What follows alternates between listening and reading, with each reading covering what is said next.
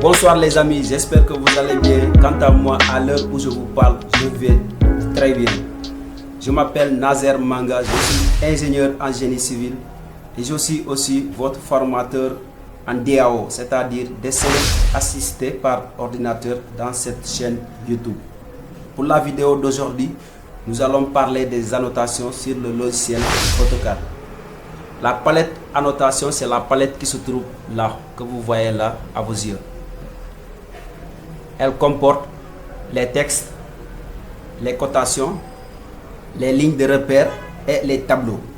Je répète, elle comporte les textes, les cotations, les lignes de repère et les tableaux. Commençons par les textes. Pour écrire un texte, tu n'as qu'à cliquer directement sur le A majuscule. C'est très facile. Tu cliques sur le A majuscule, le curseur affiche 3 lettres A, B, C, D. C'est à toi de savoir là où tu veux écrire ton texte. Tu cliques sur l'écran, du moins. Un seul clic sur l'écran et tu tires. Dès que tu tires, le côté sur ta droite, vers la droite, c'est pour spécifier la longueur du texte. Si tu veux écrire un texte long, tu tires vers la droite. Mais si tu veux écrire un texte en gros caractères, tu tires vers la gauche. Donc tu joues sur ce rectangle là. Tu tires vers la droite, après tu tires vers le bas, du moins. D'accord. Et tu fais un deuxième clic pour que tu puisses commencer à écrire. Maintenant là, nous supposons, on va écrire quoi? On écrit salon, supposons. Salon. Dès que tu finis d'écrire, si tu veux écrire encore sur ce même texte à gauche, tu tapes Entrée. Dès que tu tapes Entrée, le curseur revient à gauche. Mais si tu veux écrire seulement salon, tu cliques quelque part en dehors de ce texte-là. Tu as déjà ton mot déjà écrit, salon. Maintenant, c'est écrit salon. C'est pas fini. Tu dois le paramétrer. Tu dois le paramétrer. Tu dois changer la couleur, changer son échelle, sa hauteur, son style et sa police. C'est ça qui va rendre que ton dessin va être très joli. Là, c'est gros. Notre salon est là. Tu as vu que le texte qu'on a écrit, c'est plus gros que le salon. Mais tu dois diminuer ça jusqu'à ce que ça puisse se contenir sur la surface du salon et ne pas gêner les autres objets. D'accord, c'est ça.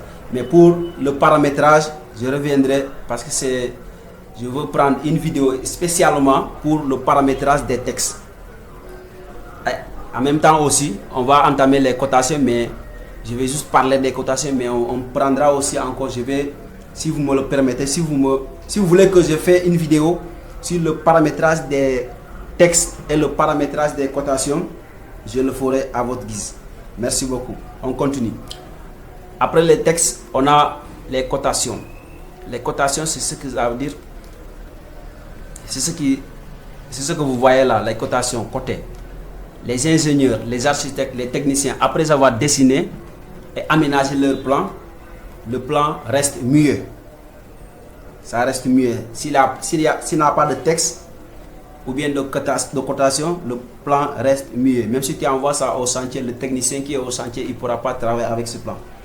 Parce que pour que le plan parle, le plan doit parler à ta place au chantier. Toi, tu es au bureau, mais c'est le plan qui parle à ta place. Si tu dessines déjà les pièces, tu as vu ici comment j'ai fait? Les pièces, tu les nommes et tu les codes.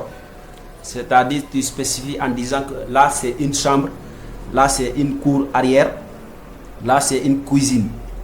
Maintenant, après avoir spécifié ça, tu as vu, j'ai mis encore au niveau des textes la surface et le périmètre de cette cuisine-là. La surface et le périmètre de cette chambre-là.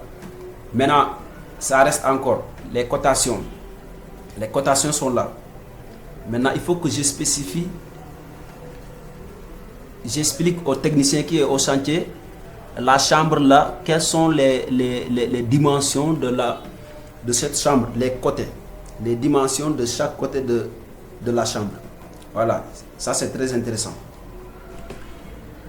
Allons-y sur la cotation. La cotation, elle est là. Au niveau de la cotation, on a la cotation linéaire, c'est-à-dire horizontale. on a la cotation alignée.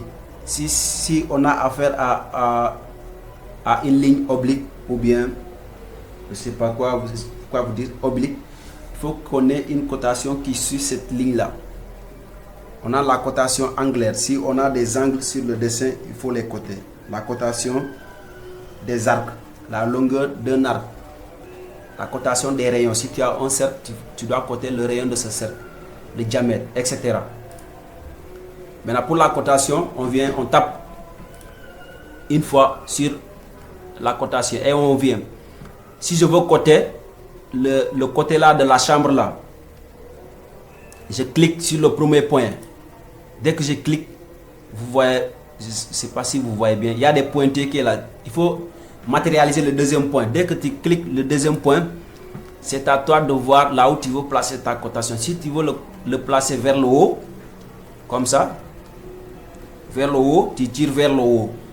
Si tu veux le placer vers le bas, tu tires la souris vers le bas. Mais nous, on va le placer vers le haut. Dès que tu auras la distance voulue, tu cliques une troisième fois pour incrémenter ta cotation. C'est ça. Maintenant, la cotation là, il s'est trouvé que moi j'ai déjà paramétré cette cotation là.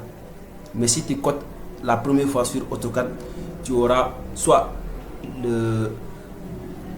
ce nombre là sera très petit ou bien très grand, les traits là seront très longs. C'est un peu anarchique, mais c'est à toi de les paramétrer. Comme je disais précédemment, je ferai aussi une vidéo spécifiquement pour le paramétrage des cotations. Si vous voulez que je fasse une vidéo, dites-le moi dans les commentaires. Je le ferai dans les brefs délais. Merci. Supprimons ça parce que ça ne fait pas partie de mon plan là. Maintenant, j'avais déjà coté ça ici. Maintenant, on continue encore sur les annotations. Nous avons les lignes de repère. Les lignes de repère. Les lignes de repère, c'est les cotations de niveau. Vous voyez ça souvent dans les maisons. Dès qu'on entre, il y a des marches.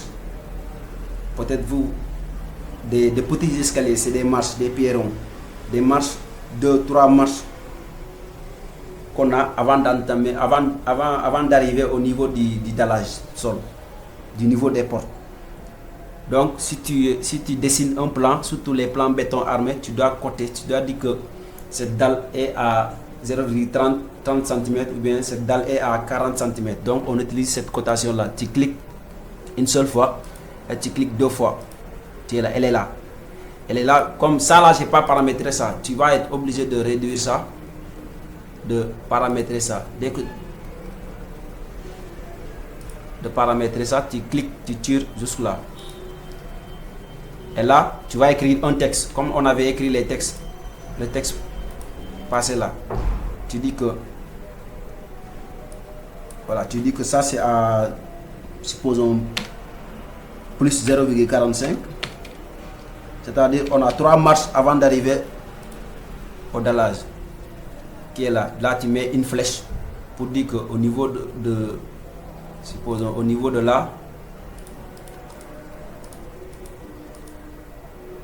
on est à hauteur de 0,45 cm, c'est ça. Là, on utilise ça souvent sur les cotations de béton en béton armé ou bien même en architecture sur les coupes. Merci beaucoup. On continue. On a les tableaux. Les tableaux, c'est très facile. Tu cliques sur l'icône tableau, tu es là. Maintenant, il y a le tableau standard, commencer à partir d'une table vide, à partir d'une liaison de données, à partir des données objets du dessin, etc. Le tableau est là. Tu as un aperçu du tableau. Maintenant, type d'insertion.